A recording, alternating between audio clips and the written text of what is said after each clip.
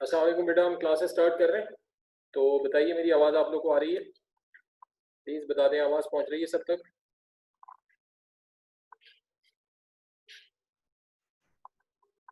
हाँ जी, can you hear me? ठीक है। ओके। ठीक है, शुरू करते हैं फिर क्लास। ओके। ठीक है, थैंक यू। ठीक है। ओके। अच्छा, पिछली क्लास में हम वेलोसिटी का टॉपिक तकरीबन काफ़ी हद तक कर चुके थे। और अब आखिरी काम ये रह गया है कि वेलोसिटी की प्रेजेंटेशन जो है वो एक ग्राफ से होती है, जिसको कि डिस्टेंस टाइम ग्राफ कहते हैं। तो ये आप देख रहे हैं, यहाँ पे मेंशन है representation of velocity by distance time graph. ये दो वेलोसिटीज़ के लिए बनता है, यूनिफॉर्म वेलोसिटी के लिए भी बनता है और वेरिएबल के लिए भी बनता है। तो पहले हम यूनिफॉर्म वेलोसिटी के लिए बना रहे हैं और फिर हम इसको वेरिएबल वेलोसिटी के लिए बनाएंगे। ठीक है। तो अब इसमें करना क्या है, ज़रा मैं आपको पहले समझा दूं, फिर आप इसको नोट कीजिएगा। इसमें करना ये है कि हम दो एक्सेस ले लेंगे। आप ज़रा समझ लें पहले बनेगा कैसे, फिर आप बनाइएगा इसको। दो एक्सेस ले लेंगे, एक में हम टाइम ले लेंगे, ठीक है जी, और एक एक्सिस में हम डिस्टेंस ले लेंगे। ठीक है। और डिस्टेंस को हम एस से मेंशन करेंगे और टाइम को हम टी से मेंशन करेंगे। ये हमारा ओरिजिन हो गया। ठीक है। फिर हम यहाँ पे कुछ पॉइंट्स ले लेते हैं टाइम पे। ये पॉइंट्स ले लिए हमने कुछ। अब जैसे हम इसको कह सकते हैं T1, T1, T2, ठीक है जी, T3, T4। तो ये चार पॉइंट्स ले लिए। ठीक है जी। ये मुबशिर कह रहा है कि sir vectorial form of velocity करवाया था। हाँ, तो मैं यही तो कह रहा हूँ, मैं मुझे पता है क्या कराया था। अब उसके आगे ये करना है। तो ये हमने चार पॉइंट्स ले लिए। अब ये जो पॉइंट्स हैं सारे ये 1 सेकंड के हैं, यानी ओरिजिन से T1 तक 1 सेकंड है, फिर T1 से T2 तक 2 सेकंड है, फिर ये 3 सेकंड है, ये 4 सेकंड है। ये एक एक सेकंड के चार पॉइंट ले लिए। अब यूनिफॉर्म वेलोसिटी में लास्ट टाइम आपको ये बताया था मैंने कि जब किसी बॉडी के अंदर यूनिफॉर्म वेलोसिटी होती है। अच्छा, कोई मुझे कहता है मोहम्मद अफान के सर आपकी आवाज़ बहुत ख़राब आ रही है, और दूसरा कहता है कि सर आवाज़ थोड़ी तेज़ है। तो अगर तेज़ है तो ये तो खैर अच्छी बात है, लेकिन एक कह रहा है आवाज़ ख़राब आ रही है, कह रहा है तेज़ आ रही है। तो मेरा ख्याल है कि अफान आपके पास नेट का कोई मसला है। अच्छा, वो कह रहे हैं कि तेज़ करें, आवाज़ तेज़ करें। अच्छा, आवाज़ का इशू है। देखें आप लोग अपने एंड पर चेक करें, नेट चेक करें आप लोग। बाकी लोग मुझे बताएं कैसी आवाज़ आ रही है, और दूसरे लोग मुझे बताएं। हाँ जी, बाकी लोग मुझे बताएं।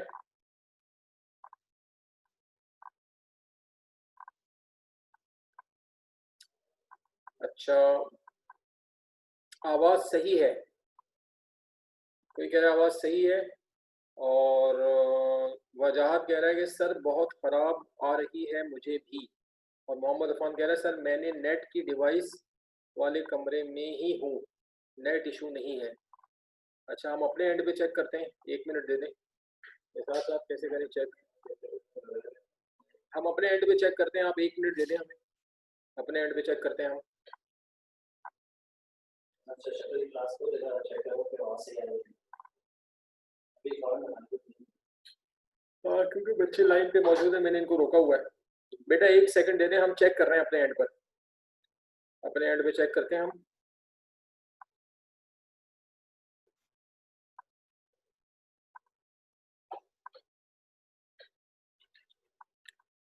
अभी तो अभी वो चेक कर रहा है, तो मैंने तो अभी बोलना ही रोका हुआ है।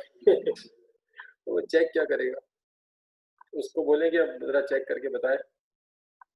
अभी क्या पोजीशन है बेटा? क्या कहता है वो?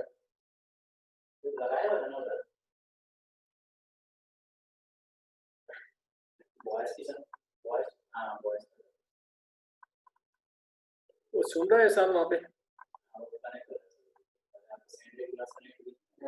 अच्छा, बाखर हुसैन कहते हैं कि सर आ रही है आवाज़, और उबैद कहता है कि सर आ रही है आवाज़।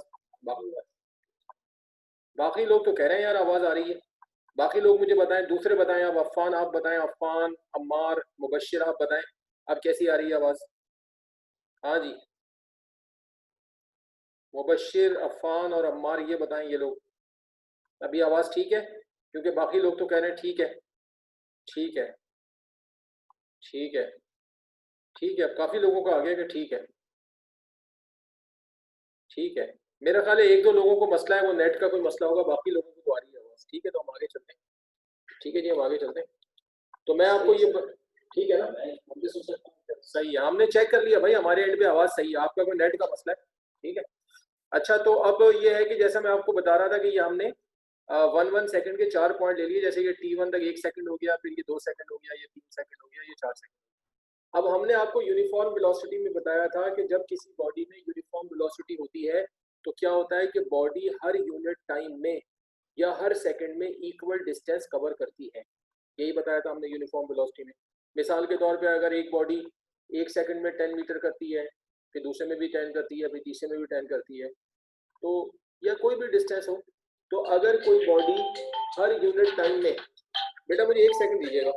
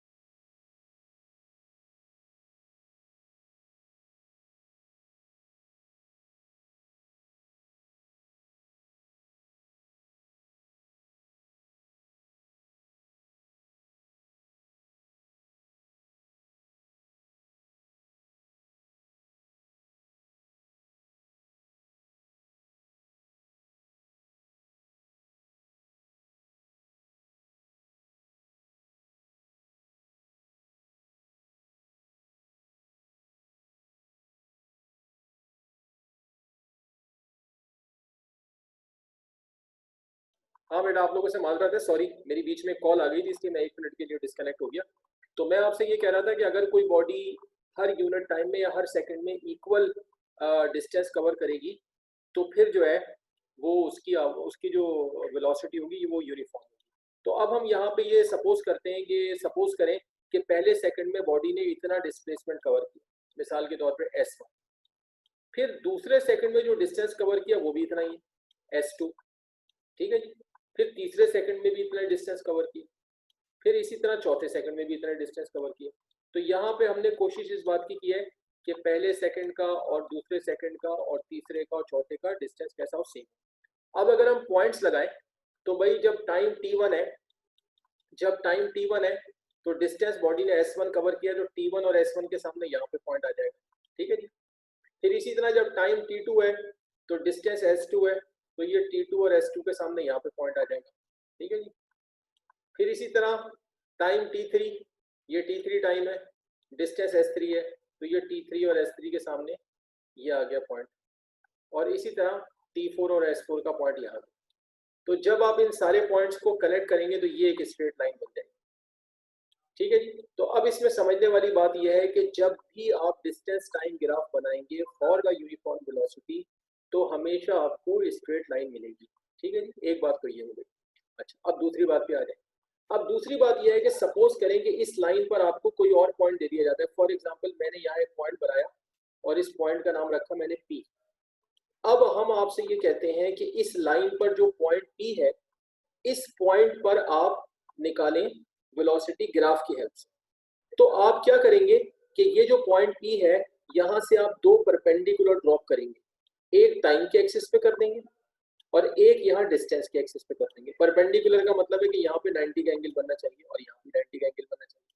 अब मिसाल के तौर पे जहां पर भी ये आके ड्रॉप हो गया, अब यहाँ पे कुछ भी आप इस पॉइंट का कोई भी नाम लिख दें, जैसे आपने मिसाल के तौर पे लिख दिया Q, यहाँ पे आप लिख दें R, कोई भी आप नाम दे सकते हैं। ठीक है जी।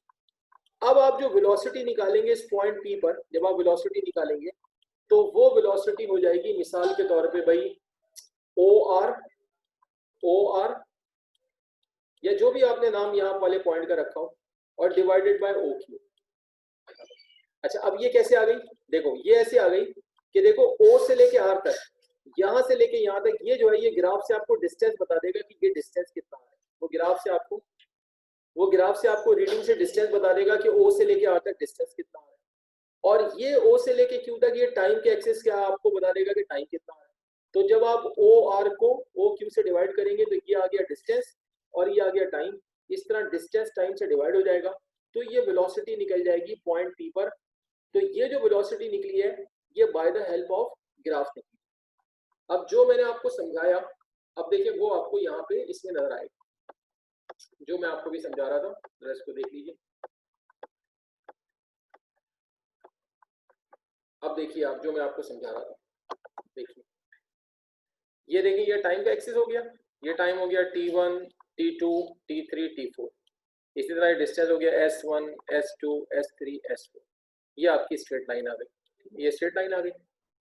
फिर इसके बाद मैंने क्या बताया कि जैसे यहाँ आप एक पॉइंट ले लें P, तो देखें एक परपेंडिकुलर ये टाइम के एक्सिस पे आ गया और एक ये एक्सिस पे आ गया। यहाँ जो पॉइंट है मैंने इसको S बोला, तो अभी मैंने आपको पॉइंट का नाम कोई और बताया था, नाम तो आप कोई सा भी रख सकते हैं।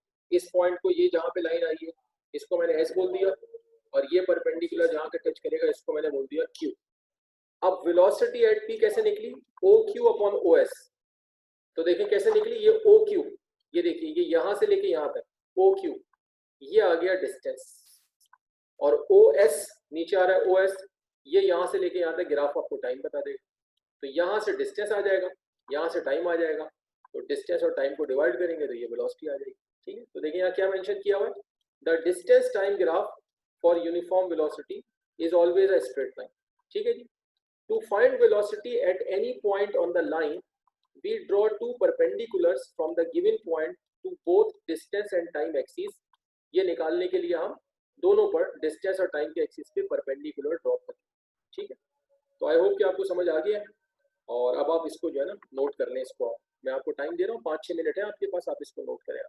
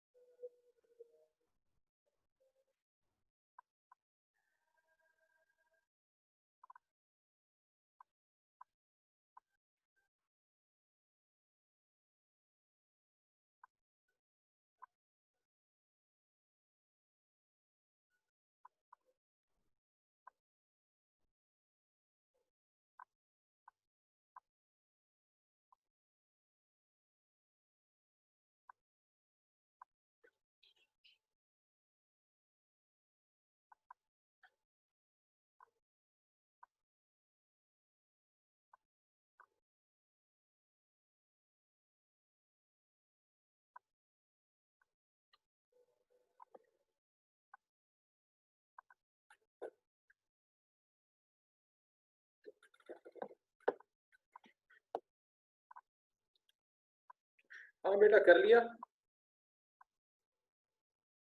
आराम कहता है परपेंडिकुलर वाला रिपीट करते हैं। बेटा परपेंडिकुलर का मतलब होता है ऐसी लाइन जो 90 डिग्री के एंगल पर जा रही हो। तो आप देखें कि यहाँ पर ये लाइन जो जा रही है ये 90 का एंगल बनाती है यहाँ पे, और ये वाली जो लाइन जा रही है ये भी 90 का एंगल बनाती है। तो परपेंडिकुलर का मतलब है वो लाइन जो 90 डिग्री पर टच करे। तो ये जो पॉइंट पी होता है यहाँ से एक परपेंडिकुलर हम टाइम के एक्सिस पे ड्रॉप करते हैं, ये टाइम का एक्सिस है, यहाँ पे 90 का एंगल बना, और एक परपेंडिकुलर हम डिस्टेंस के एक्सिस पे ड्रॉप करते हैं, यहाँ पे 90 का एंगल बना। ठीक है जी, कर लिया आप लोगों ने, आगे चलें। तो काफी लोग कह रहे हैं कि कर लिया है। कोई पूछ रहा नमाज का ब्रेक है? नहीं बेटा नमाज का ब्रेक नहीं है, अभी नमाज ब्रेक थोड़ी देर के बाद एंड में करते हैं। ठीक है आगे चलें, कर लिया है? हाँ जी बताएं मुझे। हाँ भाई डन, आगे चलें।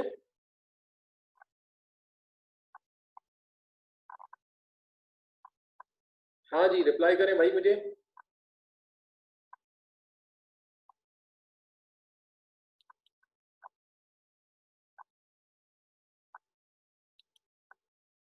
ठीक है ओके, ठीक है अब आगे चलते हैं। ओके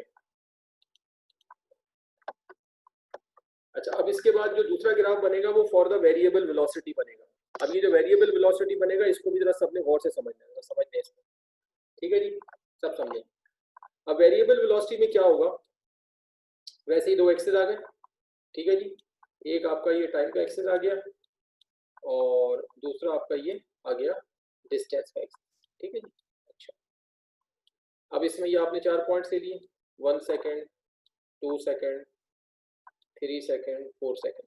ठीक है नहीं, ये आपने जिसको जैसे मिसाल के तौर पे कह दिया T1, ठीक है इसको आपने बोल दिया T2, ये वाला आपने कह दिया T3, ये आपने कह दिया T4। ठीक है जी, ये आपका ओरिजिन होगा। अब वेरिएबल वेलोसिटी में क्या होता है कि बॉडी हर यूनिट टाइम में अनइक्वल डिस्प्लेसमेंट कवर करती है, किसी सेकंड में कम किसी में ज्यादा। अब इसमें कोई सी भी मिसाल ले सकते हैं आप, फर्ज कर लेंगे भाई जो पहला सेकंड है उसमें बॉडी ने इतना डिस्प्लेसमेंट कवर किया S1, काफी कम है, इसका मतलब है कि पहले सेकंड में बॉडी अभी काफी स्लो चल रही है। लेकिन दूसरे सेकंड में फर्ज कर लें कि बॉडी एकदम फास्ट हो गई, अब उसने डिस्टेंस काफी ज्यादा कवर कर लिया S2। फिर तीसरे सेकंड में स्लो हो गई, अब थोड़ा कम कर लिया S3। फिर चौथे सेकंड में और फास्ट हो गई, ज्यादा कर लिया। तो अब ये मैंने आपके सामने ये शो किया है कि पहले दूसरे तीसरे चौथे सेकंड सबका डिस्टेंस जो है वो अलग अलग है। अब जब आप पॉइंट्स बनाएंगे तो T1 और S1 के सामने ये पॉइंट आ गया, ठीक है जी। फिर T2 और S2 का पॉइंट ये आ गया, ये आ गया। फिर T3 और S3 का पॉइंट ये आ गया, और इसी तरह T4 और S4 का पॉइंट ये आ गया। तो जब आप इन पॉइंट्स को मिलाएंगे तो आप स्केल से नहीं मिला सकेंगे, आपको फ्री हैंड मिलाना पड़ेगा। ऐसे जाएंगे आप, इस तरह ऐसे जा रहे हैं, यूं करके ऐसे जा रहे हैं, तो ये आपका बन गया है कर्व। और कैसा कर्व बन गया, ये बना आपके पास इररेगुलर कर्व। एक तो रेगुलर कर्व होता है, जैसे मिसाल के तौर पे अगर मैं ये कोई कर्व बना दूं, ये एक रेगुलर कर्व, लेकिन ऐसा बना दूं जिसका कोई शेप ना हो, ये इररेगुलर है। तो रेगुलर कर्व हो जिसका कोई खास शेप हो, और इररेगुलर कर्व हो जिसका कोई खास शेप नहीं है। सॉरी वो मिट गया। तो इस तरह का भी आपने देखा था, इस तरह का आपने देखा था, ऐसे करके एक कर्व बन गया, ऐसे करके। ठीक है जी। अच्छा अब जब ये कर्व बन गया तो आखिरी बात यह है कि इस कर्व पर भी अगर आपको एक कोई पॉइंट दे दिया जाए, मिसाल के तौर पे यहाँ पे हम एक पॉइंट दे दें आपको P। अब ये पॉइंट दे दिया P, अब आपसे बोला जाए कि भाई इस पॉइंट पर कर्व पर आप हमें वेलोसिटी निकाल के बताएं। अब इसका तरीका पिछले वाले ग्राफ के मुकाबले में चेंज होगा। आप क्या करेंगे, इस पॉइंट पर पहले बनाएंगे एक टेंजेंट। मेरे अल्फाज गौर से सुने, आप इस पे बनाएंगे टेंजेंट। टेंजेंट का मतलब होता है एक ऐसी लाइन जो इस कर्व को सिर्फ इसी पॉइंट पर टच करके गुजरे। मिसाल के तौर पे मैं आपको कोई कर्व दे दूं, अब यहाँ पे मैंने एक पॉइंट दे दिया फॉर एग्जांपल P। अब मैंने बोला भाई यहाँ टेंजेंट बनाए, तो आप एक ऐसी लाइन बनाएंगे जो सिर्फ इस पॉइंट को टच करके जाए और किसी जगह टच नहीं करेगी। मैं कोई सर्किल आपको दे दूं, मैंने यहाँ पर आपको एक पॉइंट दे दिया, कोई भी पॉइंट दे दिया लाइक A। अब मैं आपसे कहता हूँ पॉइंट A पे टेंजेंट बनाए, तो आप एक ऐसी लाइन बनाएंगे जो सिर्फ पॉइंट A को टच करके जाए। तो एक ऐसी लाइन जो सिर्फ एक पॉइंट को टच करके गुजरेगी उसको बोलेंगे टेंजेंट। तो आप क्या करेंगे, आप यहाँ पॉइंट पी पर आपने देखें बनाया टेंजेंट, ठीक है जी। जब ये टेंजेंट आपने बना लिया तो ये टेंजेंट बनाने के बाद ये टेंजेंट नीचे जहां भी जा रहा है इसको आप ले जाके टाइम के एक्सिस पे मिला देंगे, और यहाँ जो भी पॉइंट आएगा फर्स्ट कर लें आपने लिख दिया ए, ये पॉइंट आ गया ए, ठीक है जी। तो आपने क्या किया, पहले आपने पॉइंट पी पे टेंजेंट बनाया, टेंजेंट बनाने के बाद वो जहां भी नीचे जा रहा है आपने उसको मिलाया और टाइम के एक्सिस पे ले जाके मिला दिया, वो पॉइंट आ गया ए। और उसके बाद ऊपर से आपने एक परपेंडिकुलर ड्रॉप किया, परपेंडिकुलर ड्रॉप करने का मतलब वही कि 90 का एंगल बनेगा। जिस जगह पे आके ये परपेंडिकुलर ने टच किया इसको मिसाल के तौर पे आपने लिख दिया बी, और ये ऊपर वाला पॉइंट लिख दिया आपने सी। तो इस तरह देखिए आपके पास ये बन गई है ट्राइंगल, ठीक है जी। और ये कैसी ट्राइंगल है, ये राइट ट्राइंगल है, ये राइट ट्राइंगल है क्योंकि इसमें यहाँ पर 90 डिग्री का एंगल बना। तो ये आपके पास बन गई ट्राइंगल ए बी सी, ये ट्राइंगल ए बी सी बन गई। अब आप इस ट्राइंगल पे जब वेलोसिटी निकालेंगे तो कैसे निकलेगी, देखो आप निकालेंगे B C divided by B C divided by A B. क्या मतलब है इसको समझ लें, देखो बी सी, ये बी से लेके सी तक ये जो चीज है ये सामने से आपको बता देगी यहाँ से डिस्टेंस, ये डिस्टेंस का एक्सिस ये आपको बता देगी कि डिस्टेंस कितना है। और ये जो ए बी है यहाँ से लेके यहाँ तक ये जो ए बी है ये आपको ग्राफ से बता देगा कि टाइम कितना है। तो जब आप बी सी को ए बी से डिवाइड करेंगे तो यहाँ से आया डिस्टेंस और यहाँ से आया टाइम, तो जब डिस्टेंस टाइम से डिवाइड हुआ तो ये आ गई वेलोसिटी। तो ये तरीका होगा वेलोसिटी निकालने का इस ग्राफ। अच्छा, फर्दर आपको ये बात इसमें एक और चीज समझनी है कि अगर आप देखें कि इस ट्राइंगल पे जो BC है ये क्या है, ट्राइंगल का परपेंडिकुलर है, ठीक है जी, ये राइट ट्राइंगल का परपेंडिकुलर है। और ये जो AB है ये क्या है, ये इस ट्राइंगल का बेस है और ये वाली साइड हाइपोटेन्यूज। तो अगर आप देखें तो BC जो है वो परपेंडिकुलर है ट्राइंगल का, तो इसका मतलब है ऊपर आ रहा है परपेंडिकुलर, और डिवाइडेड बाय नीचे AB है, AB क्या है इसका बेस, इसका मतलब है नीचे आ रहा है बेस। तो मकसद ये है कि जब BC जो है वो AB से डिवाइड हो रहा है तो ट्राइंगल का जो परपेंडिकुलर है वो उसके बेस से डिवाइड हो रहा है। तो जब परपेंडिकुलर बेस से डिवाइड होता है तो ये जो रेशो होती है इस रेशो को क्या बोलते हैं भाई, इस रेशो को बोलते हैं tan थीटा। इसका मतलब है कि इस वक्त जो वेलोसिटी निकल रही है BC अपॉन AB से, तो BC परपेंडिकुलर AB बेस, तो इसका मतलब है ये जो वेलोसिटी निकल रही है ये इस ट्राइंगल के किससे निकल रही है, इस ट्राइंगल के tan थीटा से निकल रही है। तो हम ये भी कह सकते हैं कि जो वेलोसिटी निकली है वो ट्राइंगल के tan थीटा की मदद से निकली। और एक आखिरी बात ये भी सुन लें जो शायद मैट्रिक में ना पढ़ी हो लेकिन आप सुन लें आप, कि किसी भी ट्राइंगल में, किसी भी राइट एंगल ट्राइंगल में जो tan थीटा होता है उसको ट्राइंगल का बोलते हैं स्लोप। अगर आपसे कहा जाए कि भाई किसी भी राइट एंगल ट्राइंगल का स्लोप निकालें तो आप क्या निकालेंगे, tan थीटा निकालेंगे। tan थीटा को ट्राइंगल का स्लोप कहते हैं। तो हम ये भी कह सकते हैं कि यहाँ जो वेलोसिटी निकल रही है ये ट्राइंगल के किससे निकल रही है, स्लोप से निकल रही है। स्लोप का मतलब है किससे निकल रही है, tan थीटा से निकल रही है। और tan थीटा का मतलब क्या है, परपेंडिकुलर अपॉन बेस, और परपेंडिकुलर क्या है BC और बेस क्या है AB। अब ये जो मैंने आपको सारी बात समझाई है, अब देखिए ये सारी बात यहाँ पे ऐसे ही आपको मेंशन होगी जैसे मैं आपको भी बता रहा था, ठीक है। तो आप देखें कि यहाँ पर हमने इसमें देखिए कैसे किया हुआ है, वैसे ही कर्व बना हुआ है, वही 4 पॉइंट्स है। यहाँ पर मैंने डिस्टेंस के पॉइंट्स लिए क्योंकि इरेगुलर कर्व है, तो यहाँ इरेगुलर कर्व की वजह से पॉइंट लेने की जरूरत नहीं है। लेकिन अगर आप इस साइड पर भी पॉइंट लेना चाहें तो आप ले सकते हैं। देखिए T1 के सामने जाए और यहाँ चले जाए तो ये आपका पहला पॉइंट आ जाएगा S1 अगर आप लेना चाहें। फिर T2 के सामने जाए, ये गए, यहाँ आ गए, ये आपका दूसरा पॉइंट आ गया S2, जरूरत नहीं मैं बता रहा हूँ आपको। फिर T3 के सामने सामने गए, फिर ये देखें ये तीसरा पॉइंट आ गया आपका S3। फिर इसी तरह T4 के सामने जाए, ये आपका पॉइंट आ गया S4।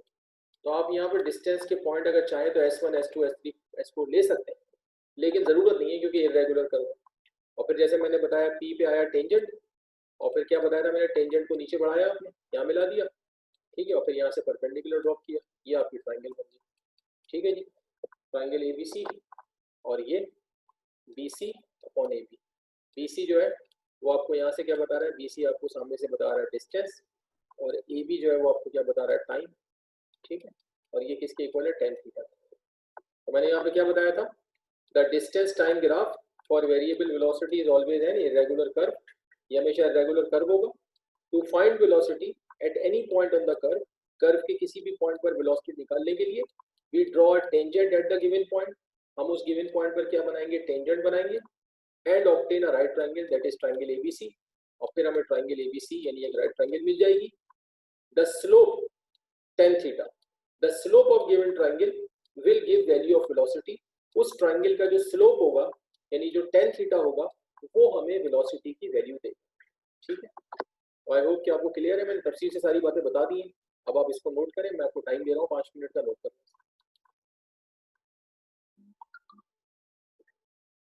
अच्छा, बाकर हुसैन ने मुझे सवाल किया कि सर टेंजेंट कहीं भी बना सकते हैं या जहां आपने बनाया है वहीं पर? नहीं, कोई मसला नहीं, आप पॉइंट भी कहीं और ले लें, आप टेंजेंट कहीं भी बना सकते हैं। आप कर्व के ऊपर जहां पर पॉइंट लेंगे, जिस जगह पर आप वेलोसिटी की वैल्यू निकालना चाहते हैं, आपने उस जगह पे टेंजेंट बनाया है। मैंने जिस जगह पे पॉइंट पी लिया, अगर आप उससे हटके किसी और जगह पे ले रहे हैं तो आप वहां पे टेंजेंट बनाएं, वो कोई मसला नहीं। ठीक है,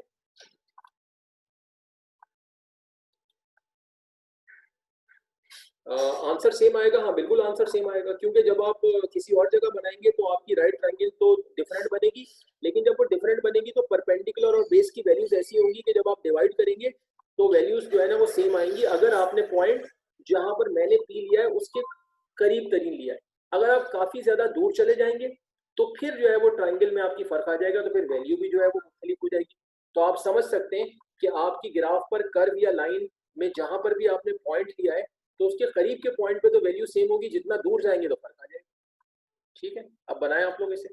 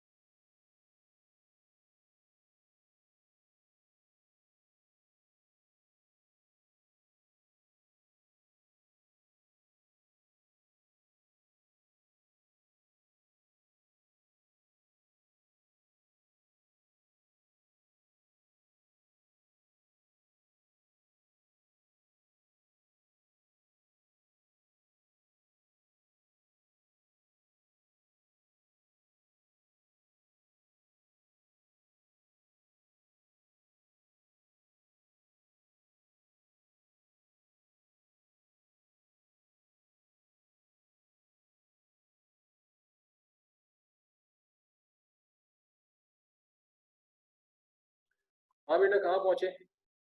कर रहे हैं आप लोग? अच्छा, कहते हैं कर लिया।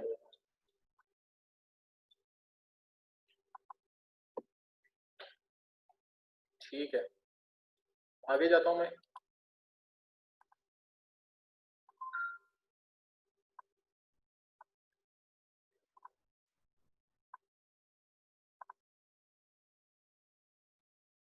हाँ बेटा, मैं आगे जा रहा हूँ, कोई रह गया तो बता दे मुझे।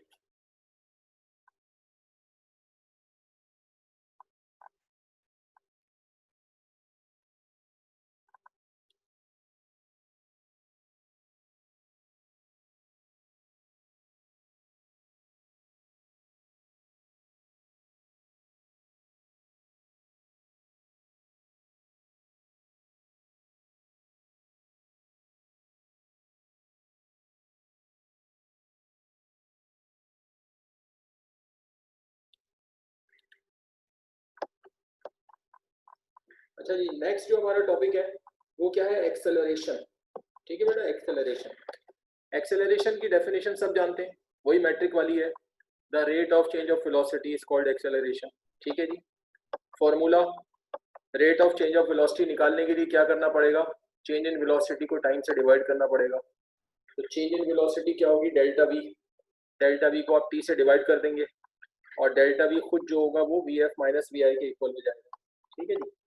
तो यहाँ पे डेल्टा वी की जगह आप देखें वी एफ माइनस वी आई आ गया। ठीक है। और यूनिट इसकी मीटर पर सेकंड स्क्वायर होगी। ये जरा गलती हो गई, यहाँ पे वी नहीं है, यहाँ ए लिखिएगा आप, ए है। ठीक है जी। फिर उसके बाद जब आप इसकी काइंड्स में जाएंगे तो काइंड्स इसकी बिल्कुल वैसे ही होंगी जैसे मैंने आपको बताई थी लास्ट टाइम वेलोसिटी की। वेलोसिटी की मैंने आपको 4 काइंड्स बताई थी, बिल्कुल वही बात है, वही काइंड्स एक्सेलरेशन की है। ठीक है जी। Uniform acceleration, variable acceleration, average और इंस्टेंटेनियस। यूनिफॉर्म एक्सेलरेशन क्या होगा कि अगर किसी बॉडी की वेलोसिटी चेंज हो रही है और हर यूनिट टाइम में यानी हर सेकंड में वेलोसिटी का चेंज सेम है, when equal change in velocity is occurred in every unit time, then it is called uniform velocity. मिसाल के तौर पे एक बॉडी की वेलोसिटी अभी फर्स्ट कर लें 2 मीटर पर सेकंड फॉर एग्जाम्पल, और एक सेकंड के बाद वो 4 मीटर पर सेकंड हो जाए, फिर 6 हो जाए, फिर 8 हो जाए, फिर 10 हो जाए, तो इसमें जो चेंज चल रहा है हर सेकंड का वो सेम है। लेकिन अगर किसी की वेलोसिटी 2 है, अगले सेकंड के बाद 5 हो गई, फिर 7 हो गई, फिर 11 हो गई, फिर 17 हो गई, अब इसमें भी चेंज आ रहा है, लेकिन इसमें हर यूनिट टाइम का या हर सेकंड का चेंज क्या है? सेम नहीं है। तो अगर किसी बॉडी की वेलोसिटी चेंज होती है और हर सेकंड में चेंज जो है वो सेम है तो यूनिफॉर्म एक्सेलरेशन होगा। और अगर अनइक्वल है, when unequal change in velocity is occurred in every unit time, तो फिर वो वेरिएबल एक्सेलरेशन हो जाएगा। ठीक है। फिर मैंने आपको इसी तरह एवरेज वेलोसिटी में बताया था कि एवरेज वेलोसिटी कब निकालते हैं? जब किसी बॉडी की मोशन कंप्लीट हो जाती है तो फिर टोटल डिस्प्लेसमेंट को टोटल टाइम से डिवाइड करते हैं तो वो एवरेज वेलोसिटी होती है। अब सेम वही कॉन्सेप्ट एवरेज एक्सेलरेशन का है। When total change in velocity is divided by total time, then it is called average acceleration. यानी जब कोई बॉडी अपनी मोशन कंप्लीट कर लेगी तो उसकी वेलोसिटी में जितना चेंज आना है वो चेंज भी कंप्लीट हो जाएगा। तो फिर वेलोसिटी के टोटल चेंज को टोटल टाइम से डिवाइड करेंगे तो वो एवरेज एक्सेलरेशन हो जाएगा। फिर इंस्टेंटेनियस एक्सेलरेशन का भी सेम वही कॉन्सेप्ट है, सेम वही फॉर्मूला है, बस वहां वेलोसिटी में यहाँ वी इंस्टेंटेनियस लिखा था, यहाँ पे ए इंस्टेंटेनियस आ गया। वहां पे delta S upon delta T था, यहाँ पे डेल्टा एस की जगह डेल्टा वी आ गया। बाकी ये जो limit delta T approaches to zero था ये वैसे ही है। तो वहां पर हमने क्या बताया था कि अगर किसी बॉडी की वेलोसिटी को बहुत ही शॉर्ट पीरियड ऑफ टाइम में निकाला जाए और वो टाइम इतना कम हो कि अप्रोचेस टू जीरो हो, ठीक है जी, delta T approaches to zero, यानी वो टाइम इतना कम हो कि ना होने के बराबर हो, तो उसको इंस्टेंटेनियस वेलोसिटी कहते हैं। यहाँ पर क्या है? when if acceleration is calculated in very short period of time approaches to zero, then it is called instantaneous। यहाँ पे ये वर्ड गलत आ गया है, velocity नहीं होगा, acceleration होगा। then it is called instantaneous acceleration। तो आई होप कि इसमें आपको कोई इशू नहीं होगा। तो आपको मैं टाइम दे रहा हूँ, इसे आप नोट कर लें, ये सारे डेफिनेशन, फॉर्मूला, यूनिट और ये इसकी काइंड्स आप नोट करें। मैं आपको इसके लिए 5 से 6 मिनट दे रहा हूँ, आप इसे नोट करें।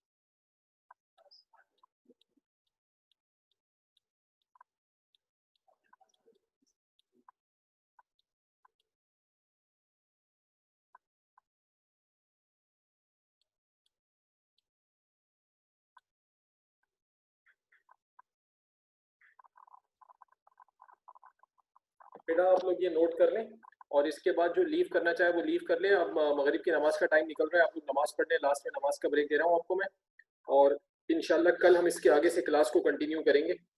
तो आज की क्लास यहाँ के बाद जो है ना वो अभी साइन ऑफ हो जाएगी।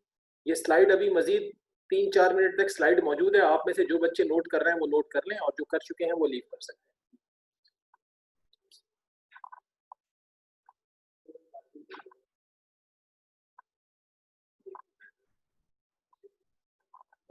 अल्लाह हाफिज़।